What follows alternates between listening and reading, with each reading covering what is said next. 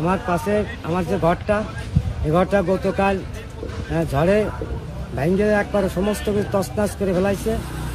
এবং আমার ঘরে পেঁয়াজ ছিল 3 থেকে 400 মণ পেঁয়াজ, 10 থেকে 12 লক্ষ টাকার মতো ক্ষতি হয়েছে আমার। এভাবেই হঠাৎ নেমে আসে কালবৈশাখী। 20 মিনিট ধরে বয়ে যায় ঝোড়ো হাওয়া। এই ঝড়ের তাণ্ডবে লণ্ডভণ্ড হয় ফরিদপুরের 2টি উপজেলা। গাছপালা ও কাঁচা পাকা ঘরবাড়ি সহ ক্ষতি হয়েছে ফসলেরও। আটকা পড়েছে শত শত যানবাহন, আহত হয়েছেন বেশ কয়েকজনও। বৃহস্পতিবার সন্ধ্যায় ফরিদপুরের বোয়ালমারী ও আলফাডাঙ্গা উপজেলায় এমন তাণ্ডব চালিয়েছে কালবৈশাখী। ঝড়ে ব্যাপক তাণ্ডবের পর বৈদ্যুতিক খুঁটি উপড়ে যাওয়ায় বিদ্যুৎবিহীন হয়ে পড়েছে প্রায় শতাধিক গ্রাম। এতে 2 উপজেলা জুড়ে বিরাজ করছে অন্ধকার পরিবেশ।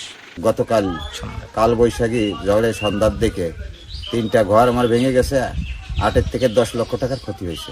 কালকে কালবৈশাখী ঝড়ে আমার 3টা ঘর ছিল, কিছুই নাই, এবং ঘরের ভিতর কোনো মাল সাবানো কিছু নাই। আমরা ফাঁকা জায়গা থাকি, থাকার মতন কোনো জায়গাও নাই। স্থানীয়রা জানান, বোয়ালমারী উপজেলার সূর্যোগ, ময়েন্দিয়া, কাটাগড়, ছত্রখান্দা, সসরাইল মোড়া, সুতালিয়া, তামারহাজি, বড়গা ও আলফাডাঙ্গা উপজেলার বুড়াইচ ইউনিয়ন সহ বেশ কয়েকটি এলাকায় ঝড় বেশি আঘাত হেনেছে। এতে বেশ কয়েকজন আহতও হয়েছেন। হঠাৎ করে কালকে কালবৈশাখী ঝড়ে আমাদের বাড়ি 3টা ঘর তছনছ হয়ে গেছে। আমাদের থাকার মতন কোনো পরিস্থিতি নেই। মার্কেটে প্রায় আনুমানিক ঘর সহ এবং বিভিন্ন মালামাল দিয়ে প্রায় 20 থেকে 25 লক্ষ টাকার মতন ক্ষতিগ্রস্ত হয়েছে এইখানে। বোয়ালমারী ফায়ার সার্ভিস জানিয়েছে, উপজেলার বিভিন্ন সড়কে ভেঙে পড়া গাছপালা সরানোর কাজ চলছে।